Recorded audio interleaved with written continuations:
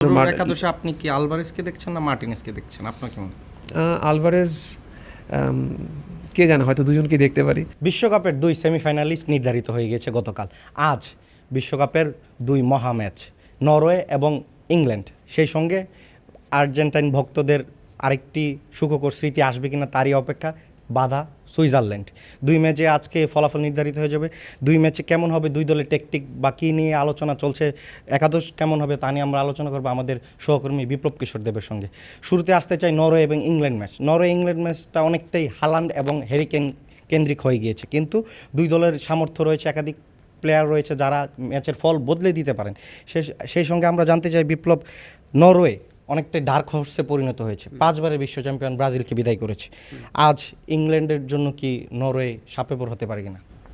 না, নরওয়ে তো অবশ্যই একটা বিপজ্জনক দল, এই পর্যন্ত সেটা আমরা দেখেছি, এবং সেটা যে শুধু ব্রাজিলের বিপক্ষে তা কিন্তু না, তারা টুর্নামেন্টের প্রথম থেকেই ওই ব্র্যান্ডের ফুটবলটাই খেলছে। খালি মাঝে একটা গ্রুপের লাস্ট ম্যাচে, যেটাকে বলা যায় নিয়ম রক্ষার ম্যাচ, কারণ সেই ম্যাচে অলরেডি তারা নকআউটে চলে এসেছিল। তো সেই ম্যাচে তারা যে সেকেন্ড একাদশ সেটাকেও একটুখানি বাজিয়ে দেখেছে যে তারা কেমন করে। তো ওভারঅল নরওয়ের পারফরমেন্স খুবই ভালো, এবং নরওয়েকে নিয়ে ভাববার মতো, দুশ্চিন্তা করার মতো যথেষ্ট কারণ কিন্তু যে কোনো দলেরই আছে, শুধু ইংল্যান্ডের জন্য না, যার সামনেই নরওয়ে খেলবে, নরওয়ের এই দলটার সেই সক্ষমতা আছে যে কোনো দলকে তাদের নিজেদের দিনে হারানোর সক্ষমতা এই দলটা রাখে। নরওয়ে কি একটু হালান্ড কেন্দ্রিক হয়ে যাচ্ছে কিনা? বিশেষ করে আমরা বিশ্ব মিডিয়ায় সব ধরনের প্রতিবেদন দেখছি, সবাই হালান্ডকে নিয়ে ব্যস্ত। ইংল্যান্ডকে কি চমকে দেওয়ার মতো হালান্ড ছাড়াও আরও প্লেয়ার রয়েছে কিনা? অবশ্যই, নিঃসন্দেহে এই দলটার সবচেয়ে বড় পোস্টার বয় হচ্ছে আর্লিং হালান্ড। তবে আর্লিং হালান্ড ছাড়াও কিন্তু আপনি যদি গত ম্যাচের দিকে দেখেন, গত ম্যাচে পুরোটা সময় কিন্তু বলতে গেলে প্রায় গোলটা করার আগ পর্যন্ত হালান্ড কিন্তু সেইভাবে কোনো আমরা মুভমেন্ট দেখিনি, সেভাবে দেখা যায়নি। কিন্তু হালান্ডের সবচেয়ে বড় যে থ্রেটটা অপোনেন্টের বক্সে, সেটা হচ্ছে যে সে যে কোনো সময় বল পেলে যে কোনো সময় একটা অঘটন ঘটিয়ে দিতে পারে, তার সেই সক্ষমতা আছে। এবং সে কিন্তু ঠিক হ্যারি কেইনের মতো স্ট্রাইকার নয়, যদিও দুজনই নাম্বার 9 রোলে খেলেন, কিন্তু হ্যারি কেইন যেমন সবসময় চান যে বল তার কাছে থাকুক এবং বল পাওয়ার পর তার মুভমেন্ট বা ডিস্ট্রিবিউট করার যে একটা প্রবণতা থাকে, হালান্ড কিন্তু ঠিক সেই ধরনের নাম্বার 9 নন বা সেন্ট্রাল ফরওয়ার্ড নন। উনি মূলত বক্সের মধ্যে যে দুজন স্টপার থাকেন, সেন্টার ব্যাক, তাদের মাঝখানে থাকেন, তাদের বলা চলে ঘাড়ে নিঃশ্বাস ফেলেন। এবং হঠাৎ করে, যেমন আপনি যদি ব্রাজিল ম্যাচের প্রথম গোলটার দিকে দেখেন, বলতে গেলে দাঁড়িয়েছিলেন, হাঁটছিলেন, এবং গ্যাব্রিয়েলের পেছন দিক থেকে যখনই তার মনে হয়েছে যে বাঁ দিক থেকে ক্রসটা আসবে, এবং ঠিক সেই মুহূর্তে উনি হঠাৎ করেই পেছন থেকে একটা ড্রিফটিং রান নিয়ে গ্যাব্রিয়েলকে যে বোঝে ওঠার আগেই তার সামনে গিয়ে কিন্তু হেডে বলটা জালে প্রবেশ করে দেন। তো এই সক্ষমতা তো তার আছেই। এবং দ্বিতীয় গোলটার ক্ষেত্রে আপনি দেখেছেন, বলতে গেলে অনেকটা ক্যাজুয়ালি, যেমনটা আমরা ওই প্র্যাকটিস সেশনগুলোতে দেখি যে প্লেয়াররা নিয়ে থাকেন, একটা শট নিলেন এবং সেটা গোলে পরিণত হলো। তো সেই সক্ষমতা তার আছে। এবং এখানে একটা তথ্য দিয়ে রাখি, সেটা হচ্ছে যে আর্লিং হালান্ড আপনার প্রতি 13টা টাচে একটা করে গোল পান। তো তার মানে এই না যে তিনি অনেক গোল প্রতি ম্যাচে উনি অনেকগুলো টাচ করেন, কিন্তু তার মূল সক্ষমতার জায়গাটাই হচ্ছে, তার মূল শক্তিটাই হচ্ছে যে বক্সের ভেতর তার timing of run, timing of movement, এটা দুর্দান্ত। উনি জানেন কখন তাকে টপ স্পিডে দৌড়তে হবে, এবং কখন কোন মুভটা নিতে হবে, কখন ডিফেন্ডারের চোখের আড়ালে চলে যেতে হবে, আবার কখন কোন জায়গায় বলটা আসলে সেটা বোঝে যে টাইমিং অফ রানটা, এটা হচ্ছে তার সবচেয়ে বড় শক্তি। অন্যদিকে হ্যারি কেইনের কথা যদি বলি, হ্যারি কেইন তাদের আসলে সত্যিকার অর্থে অধিনায়কোচিত যে খেলা, সেটা কিন্তু হ্যারি কেইন এই বিশ্বকাপে দেখিয়েছে। একমাত্র ঘানার ম্যাচটা ছাড়া প্রতিটা ম্যাচে উনি গোল পেয়েছেন, এবং গোলগুলো খুবই গুরুত্বপূর্ণ গোল। আপনি কঙ্গোর বিপক্ষে দেখেন যে 75 মিনিট পর্যন্ত দল গোললেস, 1-0 হারছিল একটা সময়, একটা সময় পর্যন্ত। সেই মুহূর্তে একটা গোল প্রথমে করলেন, 1-1 হলো, তারপর আবার উইনিং গোলটাও উনি করলেন।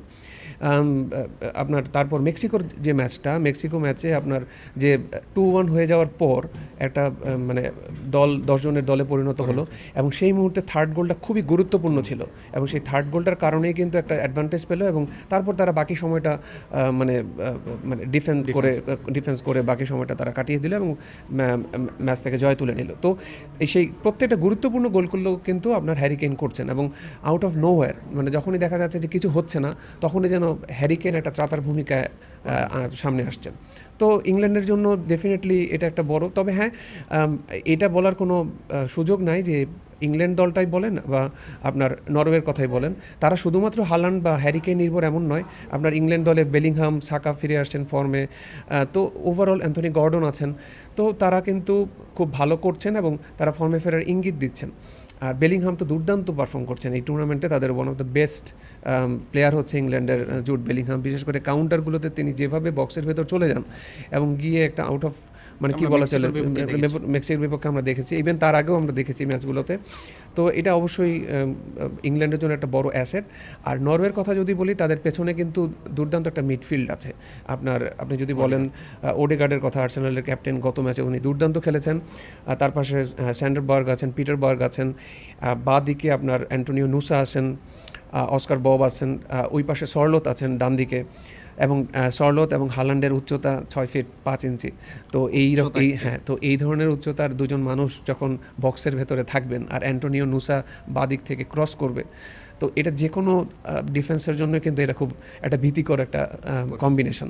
তো অবশ্যই হালান্ড তাদের পোস্টার বয়, হ্যারি কেইন তাদের অধিনায়ক, দুজনেই দলের জন্য অ্যাসেট। তবে শুধুমাত্র হালান্ডের দিকেই মনোযোগ দিলে আমার মনে হয় ইংল্যান্ড ভুল করবে, বরং পুরো ওভারঅল যদি টিম হিসাবে খেলতে পারে তবেই নরওয়েকে হারানো সম্ভব।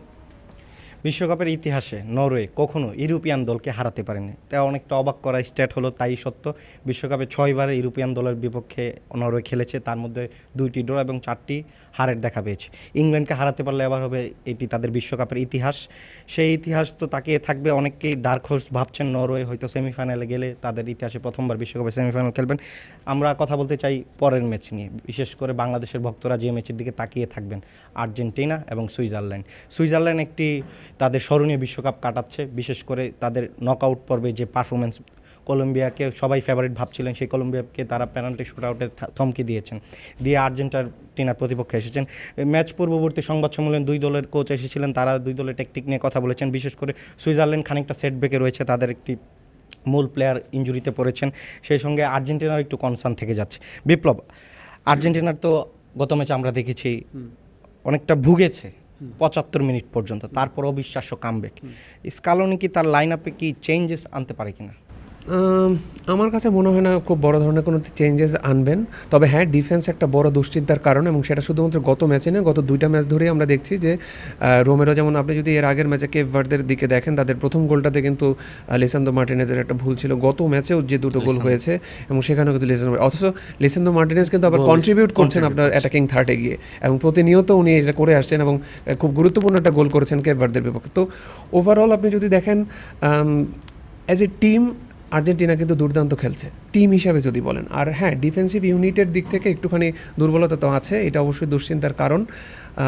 তবে মূল যে বিষয়টা সেটা হচ্ছে যে সুইজারল্যান্ডের বিশেষ করে যেটা আপনি এইমাত্র বললেন যে তাদের একজন প্লেয়ার নেই, মানজাম্বি বাঁ দিক থেকে এই টুর্নামেন্টটা আমার কাছে মনে হয় যে মানে যদি এরকম কোনো একটা তালিকা করা হয় যে ছোট দলের বড় তারকা বা ছোট দলের মানে এই টুর্নামেন্টের সবচেয়ে বড় প্রাপ্তি যে মানে যাদেরকে আমরা এই টুর্নামেন্টের মাধ্যমে হয়তো চিনব, তার মধ্যে একজন আমার কাছে মনে হয় মানজাম্বি, তার পারফরমেন্স এমার্জিং প্লেয়ার হিসেবে। তো কিন্তু তিনি নেই এই ম্যাচে, গত ম্যাচেও ছিলেন না।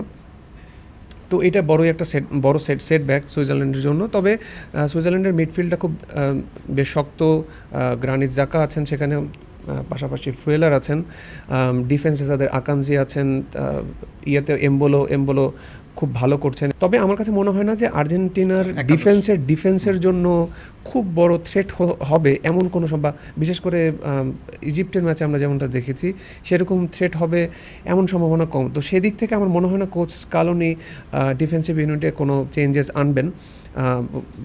লিসান্দ্রো একাদশে আপনি কি আলভারেজকে দেখছেন না মার্টিনেজকে দেখছেন? আপনার কেমন? আলভারেজ কে জানে, হয়তো দুজনকে দেখতে পারি, তাহলে সেক্ষেত্রে একটা নতুন ফরমেশন হয়তো যেতে পারে। আমরা গত ম্যাচে দেখেছি যে 4-1-3-2-তে উনি খেলেছেন, কিন্তু সেকেন্ড হাফে কিন্তু আপনার তাগলিয়াফিকোকে তুলে যখন নিকোকে নামানো হলো তখন কিন্তু তারা 4-4-2-তে খুব সম্ভবত সুইচ করেছে। তো আমার কাছে মনে হয় যে ম্যাচের ভেতরে যে বিভিন্ন ম্যাচের সিচুয়েশন বুঝে যে বিভিন্ন চেঞ্জেস আনা সেটা হয়তো উনি আনবেন। তবে গত ম্যাচের এবং এখানে আরেকটা কথা বলে রাখি, স্কালোনি কিন্তু একই একাদশে সাধারণত খুব একটা স্টিক থাকেন না। উনি খুব সম্ভবত এখন পর্যন্ত 3বার মাত্র উনি একই সেম একাদশে পরপর 2টো ম্যাচ খেলিয়েছেন। সো উনি খুব দ্রুতই চেঞ্জ করেন, 1-2 জন হয়তো খুব বেশি না, কিন্তু 1-2 জন চেঞ্জেস হয়তো উনি আনেন একাদশে। তো সেদিক থেকে হয়তো চেঞ্জেস আসতে পারে।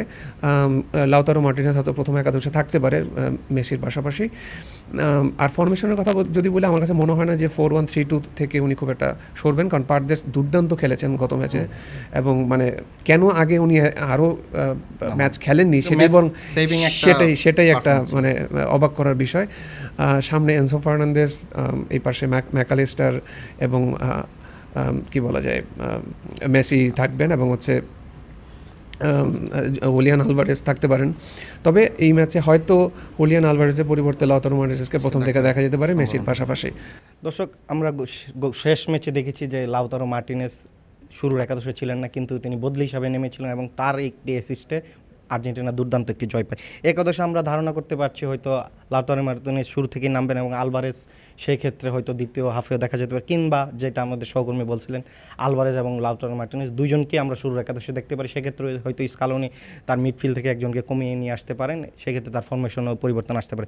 ফিফা বিশ্বকাপে এবার সব থেকে আলোচনার বিষয় আর্জেন্টিনা এবং ফিফা, তারা কি বাড়তি সুবিধা নিয়ে এত দূর আসছে সেই নিয়ে বিতর্ক চলেই আসছে। আমরা এখন পর্যন্ত বিতর্ক দেখেছি, বাংলাদেশের ভক্তদের মধ্যে বিভক্তিও দেখেছি, কিন্তু ম্যাচ পূর্ববর্তী যে সংবাদ সম্মেলন সেখানে স্কালোনির কাছেও ফিফা এবং আর্জেন্টিনার সুবিধা নিয়ে প্রশ্ন এসেছিল, সেখানে স্কালোনি একটি উত্তর দিয়েছেন।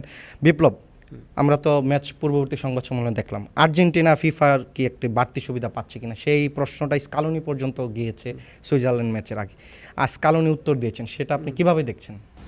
না, স্কালোনি তো স্পষ্ট বলে দিয়েছেন যে উনি এটা নিয়ে ভাবছেন না, এবং উনি রেফারেন্স হিসেবে বলেছেন যে 1986-এও যে ওয়ার্ল্ড কাপ হয়েছে যেটা আর্জেন্টিনা জিতেছে, সেই টুর্নামেন্টও বিতর্ক ছিল। তো বিতর্ক নিয়ে উনি মাথা ঘামাচ্ছেন না, বরং উনি আরেকটা কমেন্ট করেছেন যে অনেকেই চান না যে আর্জেন্টিনা চ্যাম্পিয়ন হোক, কিন্তু ওভারঅল উনি সার্বিকভাবে এইসব বিষয় নিয়ে খুব একটা মাথা ঘামাচ্ছেন না। উনি এই ম্যাচে ফোকাস রাখতে যাচ্ছেন এবং এই ম্যাচ নিয়েই ভাবছেন। আর্জেন্টিনা এবং নরওয়ে, তারা বিশ্বকাপের সেমিফাইনাল দেখা হতে পারে, এটা অনেকেই ভাবছেন। বিশেষ করে মেসি এবং হালান্ডের একটি দ্বৈরথ দেখা যেতে পারে সেমিফাইনালে, সেটা নিয়ে অনেকে হয়তো বা ভাবছেন, কিন্তু সেই ভাবনাটা পূরণ হবে কি না সেটা আজকেই জানা যাবে। অনেকেই ভাবছেন যে ইংল্যান্ড এবং আর্জেন্টিনার সেমিফাইনাল হবে। অনেক সমীকরণ চলছে, কোনো দলকে আমরা ছোট করে দেখতে পারবো না, যে কোনো দলই আজ ভরকে দিতে পারেন বড় দলকে। বিশেষ করে সবার ধারণা ইংল্যান্ড এবং আর্জেন্টিনাই পরের রাউন্ডে যাবে, সেমিফাইনালে যাবে, কিন্তু সেখানে কি হয় সেটা ম্যাচ পর্যন্ত অপেক্ষা করতে হবে। দর্শক, আমরা আজ বিদায় নিচ্ছি, আবারও যুক্ত হবে বিশ্বকাপের সেমিফাইনালের 4 দল কারা হবে। সেই পর্যন্ত আমাদের সঙ্গে থাকুন, ধন্যবাদ।